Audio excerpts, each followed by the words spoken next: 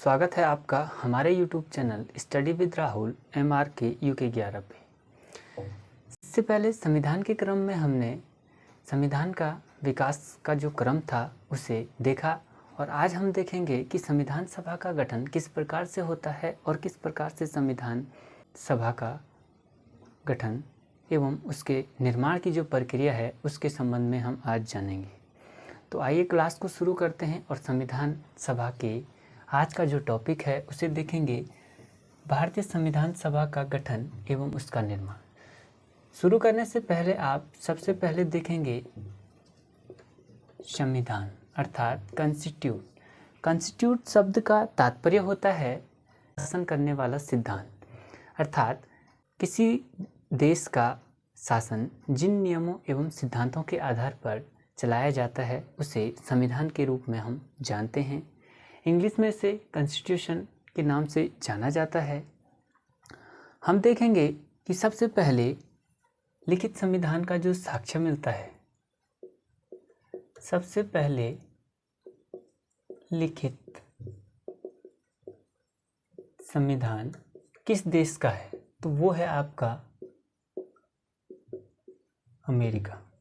यानी विश्व में सर्वप्रथम लिखित संविधान आपका अमेरिका का है और अमेरिका को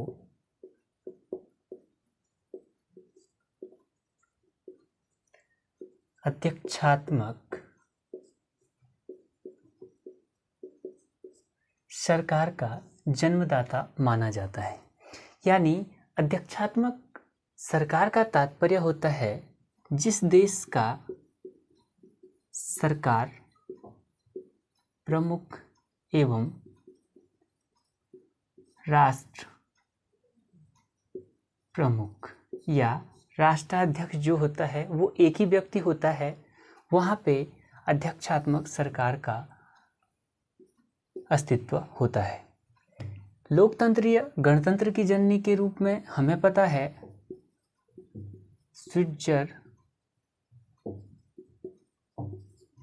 स्विट्जरलैंड को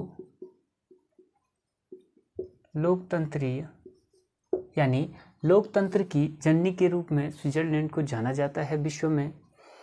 इस प्रकार संविधान का जो अस्तित्व है वो सामने आता है। जो भारत में है आपका संविधान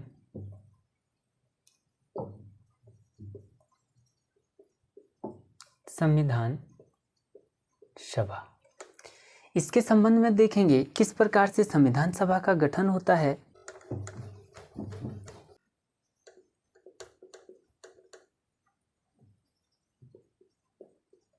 संविधान सभा यानी संविधान सभा का गठन किस प्रकार से किया जाता है। हमने इससे पहले पढ़ा, आपने देखा कि 1945 में द्वितीय विश्व युद्ध के पश्चात ब्रिटेन में चुनाव होते हैं और वहाँ पे लेबर पार्टी की सरकार बनती है जिसके प्रधानमंत्री एटली होते हैं जो भारत की स्वाधीनता के पक्ष में होते हैं। तो ब्रिटिश प्रधानमंत्री एटली के द्वारा 1946 में कैबिनेट मिशन को भारत भेजा जाता है तत्कालीन परिस्थितियों का अध्ययन एवं भारत के लिए संविधान के गठन के लिए। इस कमीशन को यहाँ पे भारत में भेजा जाता है और ये इस कमीशन के जो 3 सदस्य से, हालांकि मैं आपको पहले बता चुका हूँ इससे पहले कि जो sir Pethick Lawrence, A.B. Alexander, Stafford Cripps जो थे वे तीनों ब्रिटिश मंत्रिमंडल के सदस्य थे। सर पैथिक इसके अध्यक्ष के रूप में जाने जाते थे। तो इनके द्वारा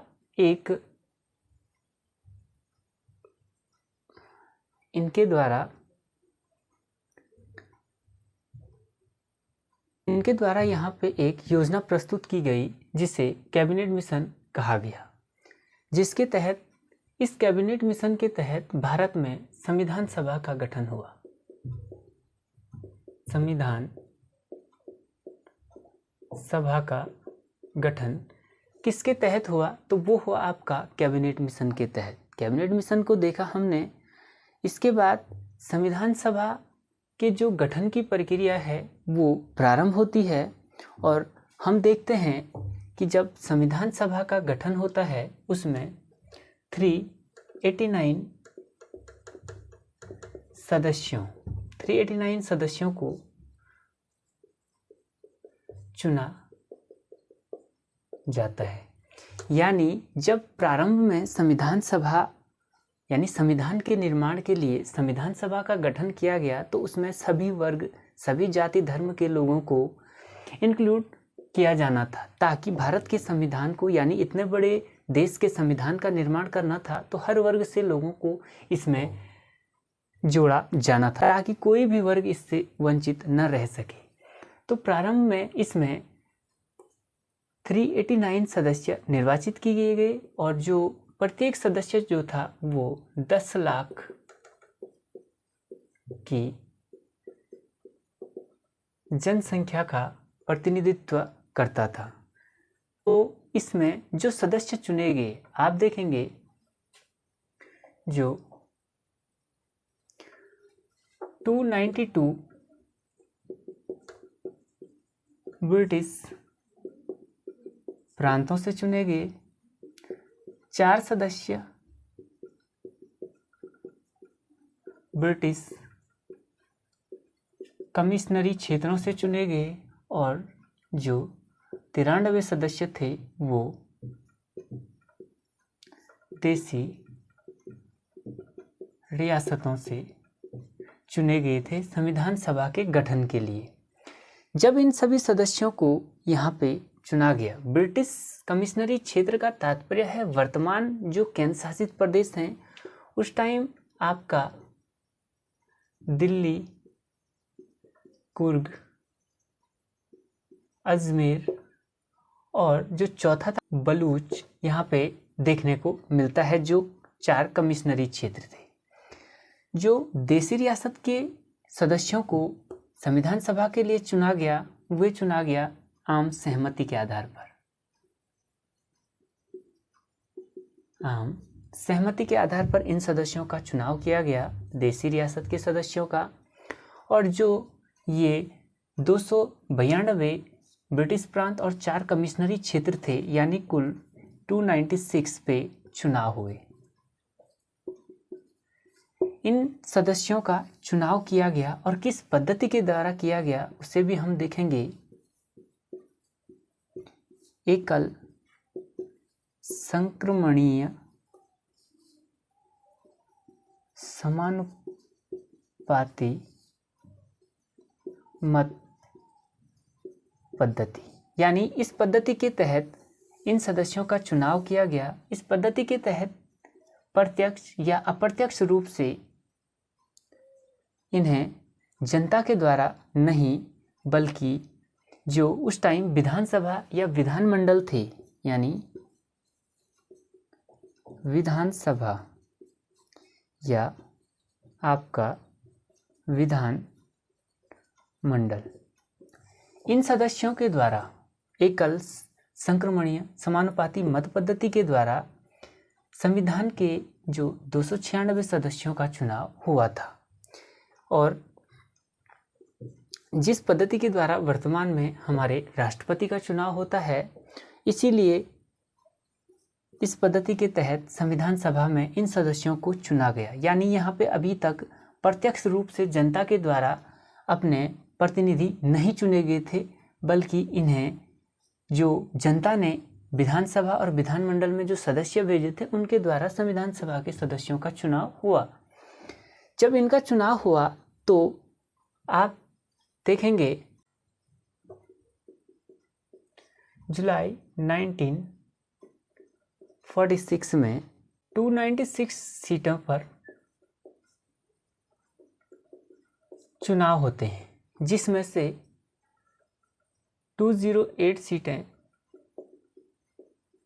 कांग्रेस को प्राप्त करके कांग्रेस बहुमत प्राप्त कर देती है और 73 सीटें यहाँ पे मुस्लिम लीग को प्राप्त होती है और जो 15 सीटें होती हैं वो अन्य राजनीतिक पार्टियों को प्राप्त हो जाती है। यहाँ पे मुस्लिम लीग को कम सीटें प्राप्त होने के कारण मुस्लिम लीग को कम सीटें प्राप्त होने के कारण ये अलग संविधान सभा की मांग कर देती है और ये मुस्लिम लीग कभी भी संविधान सभा की बैठक में भाग नहीं लेती है। इसी के साथ जो एक मुस्लिम लीग है, मुस्लिम लीग एवं हैदराबाद, जो देसी रियासत थी, इन दोनों के द्वारा या इनके प्रतिनिधियों के द्वारा कभी भी संविधान सभा में प्रतिभाग नहीं किया जाता है। संविधान सभा में प्रतिभाग नहीं किया जाता है। यहाँ से एमसीक्यू बनने की संभावनाएं होती हैं कि निम्न में से किसके द्वारा संविधान सभा में कभी भी प्रतिभाग नहीं किया गया। तो मुस्लिम लीग और हैदराबाद देसी रियासत के संबंध में भी आता है कि किस देसी रियासत के द्वारा संविधान सभा में कभी भी भाग नहीं लिया गया। तो ये था आपका हैदराबाद। उसके बाद संविधान, यहाँ तक जो संविधान सभा के गठन की जो प्रोसेस थी वो पूरी होती है और अब इसके बाद जो होता है वो संविधान सभा का निर्माण होता है। यहाँ तक संविधान सभा का गठन हो चुका है और अब संविधान का जो है वो निर्माण होना है, यानी संविधान बनना शुरू होना है। संविधान का निर्माण, जब संविधान का निर्माण होता है, इसके संबंध में जो भी प्रोसेस है उसे ध्यान से देखिए। क्या होता है, हम जानते हैं संविधान सभा की जो प्रथम बैठक है वो आपका 9 दिसंबर 1946 को होती है, जिसमें डॉक्टर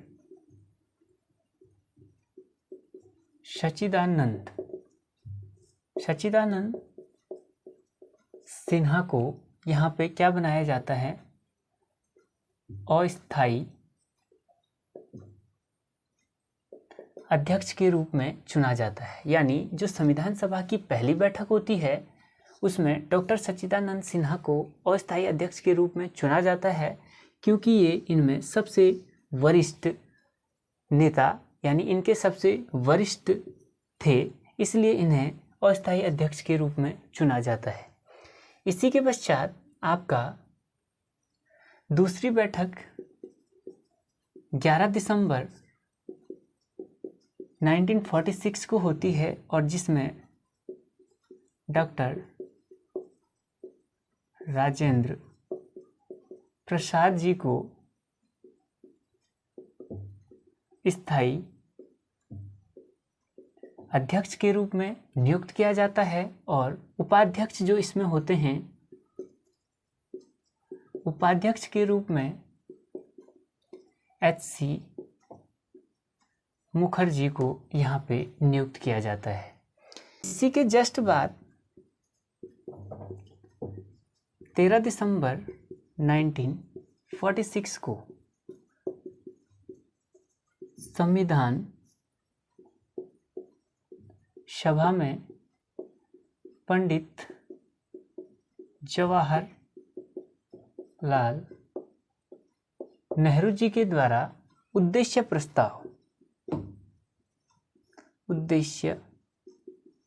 प्रस्ताव प्रस्तुत किया जाता है, लेकिन इसमें कुछ त्रुटियां होने के कारण इसे संविधान सभा के द्वारा पास नहीं किया जाता है, जिसके पश्चात 22 जनवरी 1947 में इस उद्देश्य प्रस्ताव को संविधान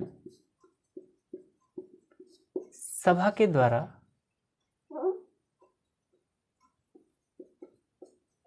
पास कर दिया जाता है, यानी इसे संविधान सभा एक्सेप्ट कर लेती है और इसे भारतीय संविधान की उद्देशिका यानी प्रस्तावना के रूप में रखा जाता है। इसके बाद संविधान सभा में महिलाओं की कुल संख्या जो थी वो 15 थी। यानी संविधान सभा की जो रणनीति यानी संविधान सभा बनाई गई थी उसमें महिलाओं को भी प्रतिभाग किया गया था, क्योंकि किसी भी वर्ग को यहाँ पे छोड़ा नहीं गया था। सभी वर्गों को संविधान बनाने की प्रक्रिया में सम्मिलित किया गया ताकि देश के सभी वर्गों को इसमें सम्मिलित किया जा सके। इसके बाद 26 नवंबर 1949 को संविधान बनकर के पूर्ण रूप से तैयार हो जाता है। जिसको बनने में जो समय लगता है वो हम सभी जानते हैं, 2 वर्ष 11 माह एवं 18 दिन का समय लगता है। और इस पूरे संविधान को बनाने में जो खर्च आया है वो लगभग आपका 64 लाख रुपए का खर्च आता है। जब संविधान बनकर के पूर्ण हो जाता है तो इसी दिन भारतीय संविधान को अंगीकृत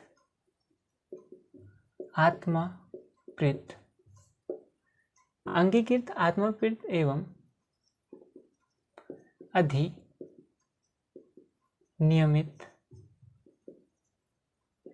किया जाता है तथा 26 नवंबर को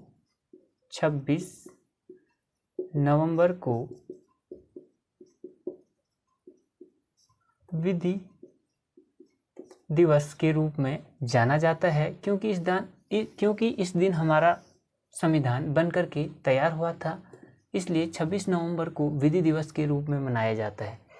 जब यह संविधान बनकर के पूर्ण रूप से तैयार हो जाता है तो इसी दिन से 15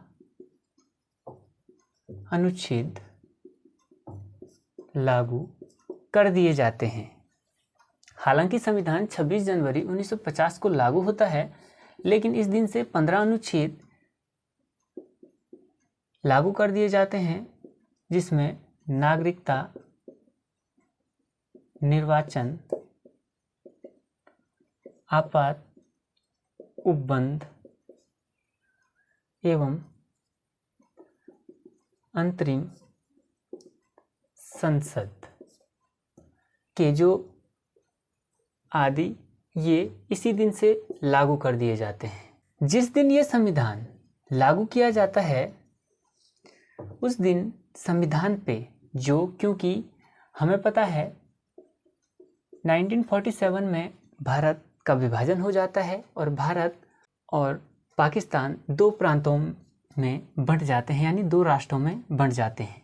क्योंकि जब संविधान सभा का गठन होता है तो उसमें 389 टोटल सदस्य थे। इसमें पाकिस्तान मुस्लिम लीग के भी सदस्य थे और भारत के भी सदस्य थे। जब भारत विभाजन हो जाता है तो उसके बाद भारत में संविधान सभा में केवल 299 सदस्य रह जाते हैं। विभाजन के पश्चात संविधान सभा के जो सदस्यों की कुल संख्या होती है वो 299 होती है।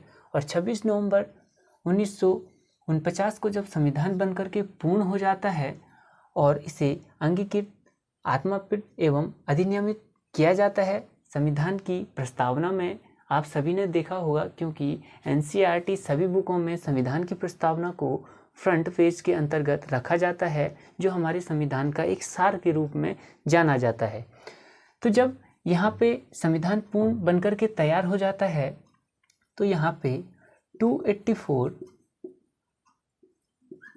सदस्यों के द्वारा संविधान पे हस्ताक्षर किए जाते हैं। जब बन जाता है, हस्ताक्षर किए जाते हैं। इस प्रकार संविधान की जो प्रक्रिया है वो पूर्ण होती है। इससे आगे देखेंगे संविधान सभा की अंतिम बैठक 24 जनवरी 1950 को होती है, जिसमें डॉक्टर राजेंद्र प्रसाद को राष्ट्रपति के रूप में चुना जाता है।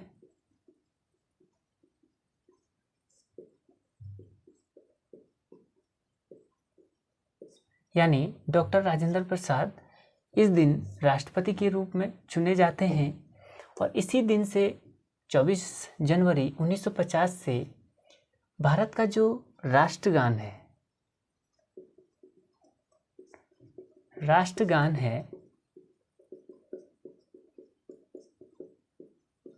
जो जन गण मन, उसे संविधान सभा के द्वारा अपनाया जाता है, यानी स्वीकृति प्रदान कर दी जाती है कि यह हमारे देश का राष्ट्रगान के रूप में जाना जाएगा 24 जनवरी 1950 से। इसी के परिप्रेक्ष्य में 26 जनवरी 1950 को भारतीय संविधान लागू कर दिया जाता है। 26 जनवरी 1950 को ही भारतीय संविधान लागू कर दिया जाता है और इसी दिन जो हमारे देश के प्रथम राष्ट्रपति के रूप में जाने जाते हैं डॉक्टर राजेंद्र प्रसाद जी, उन्होंने राष्ट्रपति पद की शपथ ली और भारत एक गणतंत्र के रूप में जाना गया। भारत जो है एक गणतंत्र के रूप में जाना गया। गणतंत्र का तात्पर्य होता है जिस देश का राष्ट्राध्यक्ष प्रत्यक्ष या अप्रत्यक्ष रूप से जनता के द्वारा चुना जाता है, उसे गणतंत्र के रूप में जाना जाता है। इस प्रकार हमारे संविधान की जो प्रक्रिया है वो पूरी होती है और इसी के परिप्रेक्ष्य में जो हमारे संविधान के सलाहकार के रूप में है, संविधान के सलाहकार के रूप में जो हैं वो BN राव जी को जाना जाता है, यानी इनका पूरा नाम बेनेगल नरसिम्हा राव के रूप में। यहाँ से भी क्वेश्चन बनने की संभावनाएं होती हैं। मैं आप सभी को डायरेक्टली पढ़ा रहा हूँ, जहाँ पे क्वेश्चंस बनने की मैं आपको हर उसमें बताता हूँ कि किस प्रकार से क्वेश्चंस बनाए जाते हैं। तो ये नहीं कि मैं आपको सीधे पढ़ा रहा हूँ, तो ये नहीं कि यहाँ से क्वेश्चंस नहीं बन सकते हैं। वो आपका माइंड IQ लेवल है कि आप उस चीज़ को कितना स्टडी कर पाते हैं और किस प्रकार से आप यहाँ पे क्वेश्चंस बना पाते हैं। तो इन्हें बेनेगल नरसिम्हा राव को संविधान के सलाहकार के रूप में जाना जाता है और डॉक्टर भीमराव अंबेडकर जी को संविधान के पिता के रूप में जाना जाता है। संविधान के पिता के रूप में जाना जाता है क्योंकि जो डॉक्टर भीमराव अंबेडकर थे वो प्रारूप समिति के अध्यक्ष थे। प्रारूप समिति का जो कार्य था वो संविधान को प्रारूप यानी एक स्वरूप प्रदान करना था कि किस प्रकार से संविधान का निर्माण होना है। उस समिति के जो अध्यक्ष थे वो डॉक्टर भीमराव अंबेडकर थे। अंबेडकर जी जो थे वो संविधान सभा में चुन करके आए थे बंगाल से, लेकिन ये अविभाजित भारत के टाइम पे था क्योंकि 1947 में भारत आज़ाद हो जाता है और ये बंगाल वाला जो हिस्सा है वो आपका पूर्वी पाकिस्तान में सम्मिलित हो जाता है, जिससे भीमराव अंबेडकर यहाँ से सर्वप्रथम अविभाजित भारत में संविधान सभा में कहाँ से चुन करके आते हैं, तो वे आते हैं बंगाल से। लेकिन अविभाजित भारत के बाद जब भारत आज़ाद हो जाता है तो ये पूर्वी पाकिस्तान में चला जाता है और भीमराव अंबेडकर जो बम्बई